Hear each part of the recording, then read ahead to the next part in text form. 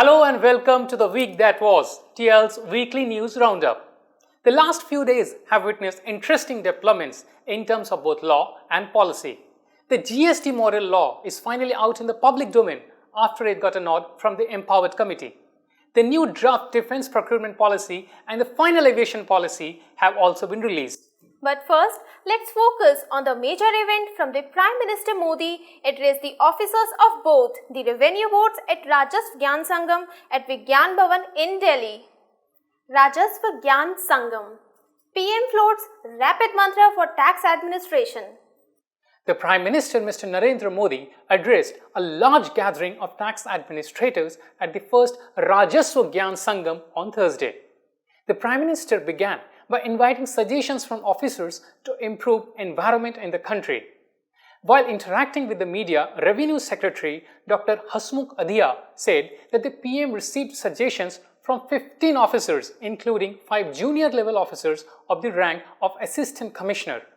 Some of the suggestions were relating to the need for a Tax Facilitation Act to be followed by the centre and the states, poor infrastructure of tax offices, and the need for internal communication to switch from the paper-based to e-mode.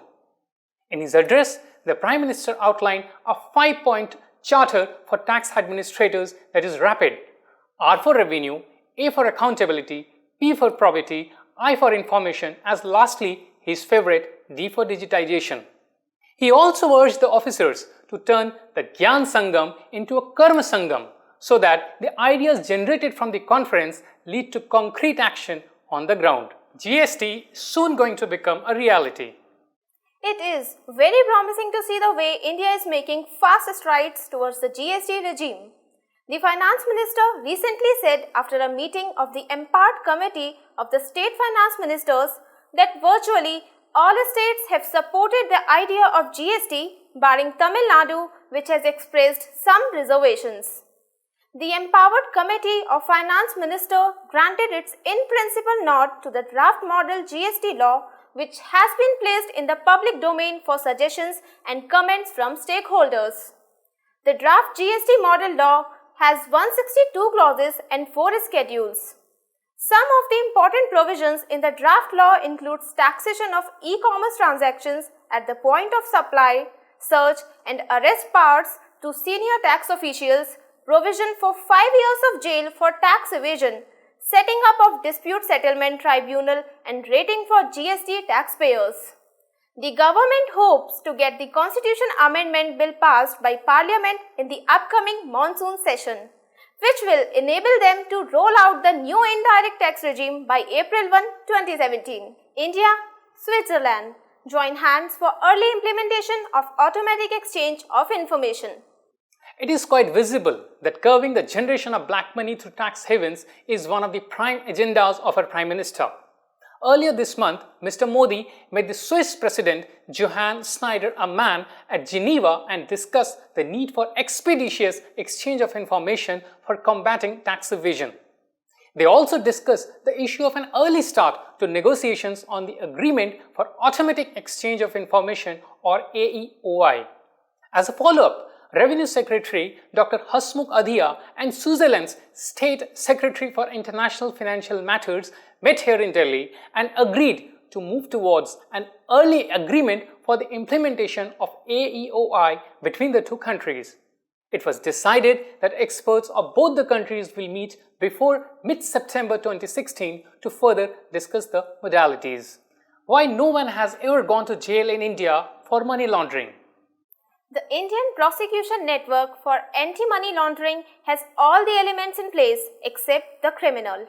Yes, in past 11 years since July 2005, when the Enforcement Directorate or ED was asked to operate the Prevention of Money Laundering Act, no one has been convicted for the crime. India's lead prosecuting agency against money laundering and illegal use of foreign exchange has tried hard, but it has not managed to crack through a stretched-out judicial process. Lack of interagency coordination among the prosecution agencies and an acute shortage of staff. The problem emerges in making the charges stick. ED officials say they are quite successful in collecting evidence of wrongdoing from the records of financial agencies in India, but becomes helpless when it comes to gathering information from abroad. And most money laundering cases have a foreign link to them. ED has set up an offenders tracking system, EDOT, and National Risk Assessment Monitoring System, but ED needs numbers. It has just 682 employees as in March 2015, a third of its sanctioned strength of 2064, and the numbers are not rising. CBEC comes out with clarification on excise duty on ready-made garments. The Budget 2016 had announced levy of excise duty on ready-made garments having retail sales price of Rs 1,000 or more. Since then, several representations have been received from the trade regarding the scope of the levy of excise duty. The issue was whether excise duty would be chargeable on ready-made garments or made-up articles of textiles which are sold by a retail store which merely affixes the retail sales price on the ready-made garments, or made-up articles of textiles which are purchased by such retail store from the open market.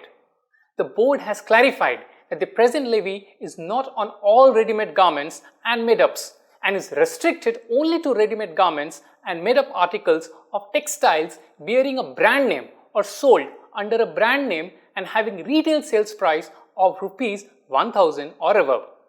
The board has also clarified that merely because the outlet of a retailer from where ready-made garments or made-ups are being sold has a name, say XYZ and Sons, the ready-made garments or made-ups sold from such outlet cannot be held as branded ready-made garments or made-ups and become liable to excise duty. Insurance sector welcomes draft policy on insurance e-commerce. Indian insurance companies are soon going to join the bandwagon of e-commerce. The Insurance Regulatory and Development Authority of India has issued Draft Insurance E-commerce Regulations 2016, which would allow insurance companies to sell and service insurance policies through e-commerce platform. Under the draft regulations, an insurance self-network platform has to be set up for selling and servicing of insurance products after obtaining the permission of IRDA. While online selling is prevalent in India, but formal regulation was absent.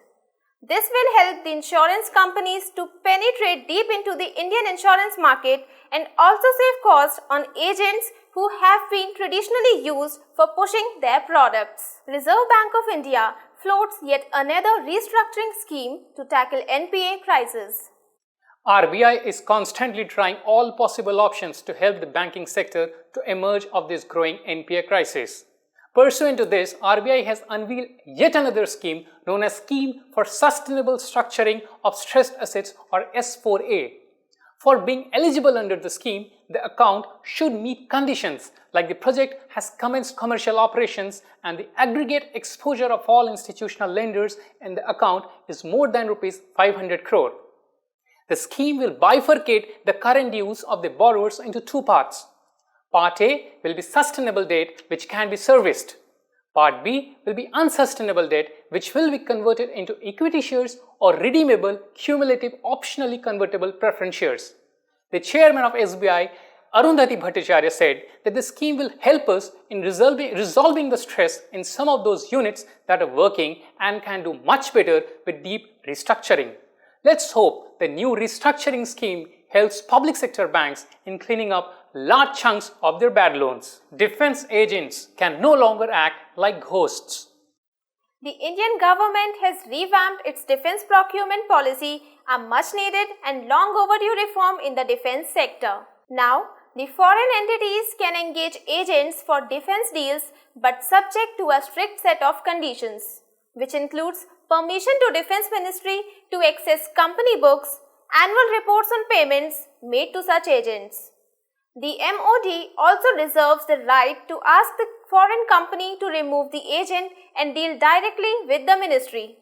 The policy, which has been under deliberations for more than a year, was finally put in place on June 8. The policy lays down specific conditions for engaging an agent, and it explicitly states that no agent shall be employed to manipulate contracts or indulge in unethical practice. Under the existing framework, penalty or reward was linked to the failure or success of the deal. The new policy prohibits payment of success fee to the agents, which has promoted huge corruption in the past. Only time will tell whether the new policy can stop tainted deals like Bofors and Augusta Vista. Free trade agreements likely to be renegotiated to boost Indian exports. The Modi government seems to be making serious efforts when it comes to the exercise of reviewing India's free trade agreements. While the decision to renegotiate the FTAs has been in news since some time, the panel headed by the Chief Economic Advisor Mr. Arvind Subramaniam is looking into the existing FTAs. We have learned from our sources that the panel could suggest that these pacts appear to have boosted imports more than exports. The panel will soon come out with its recommendations, which can be useful for negotiating the regional comprehensive economic partnership that will have China as a member. There has been already a growing feeling in several sections of the government that India has not gained much from the FTAs and given away too much in goods, hurting its manufacturing sector. Besides, the manipulation of origin of goods rules has always been a point of concern as it directly impacts the domestic industry. It will be a challenging task for India because it will have to comply with the WTO obligations like anti-dumping and conventional duties and safeguard measures while renegotiating these FTAs. Cabinet gives nod to new aviation policy. The Union Cabinet approved a new civil aviation policy aimed at making air travel affordable for millions of Indians and vastly expanding the country's aviation market. The focus of the policy is on improving regional connectivity, affordability, safety, and better infrastructure. The government said the long-awaited reforms will bring down airfares to 2,500 rupees per hour of flying time on many underserved regional routes, particularly away from big cities. To boost domestic carriers, the government has also amended what is called the 5/20 rule, which allowed only airlines that had operated for 5 years and had 20 aircraft in their fleets to fly internationally. Under the new rules, airlines must still have 20 planes before they can fly internationally, but no longer need to have operated for 5 years. The Prime Minister Modi tweeted saying that the new policy would transform the Indian aviation sector, greatly benefit passengers. SEBI cracks whip on a company for violating regulations. The story of companies running collective investment schemes or CIS without obtaining registration from SEBI does not seem to be getting over any soon. Alchemist Infra Realty had raised approximately Rs 2,000 crore from investors all across India.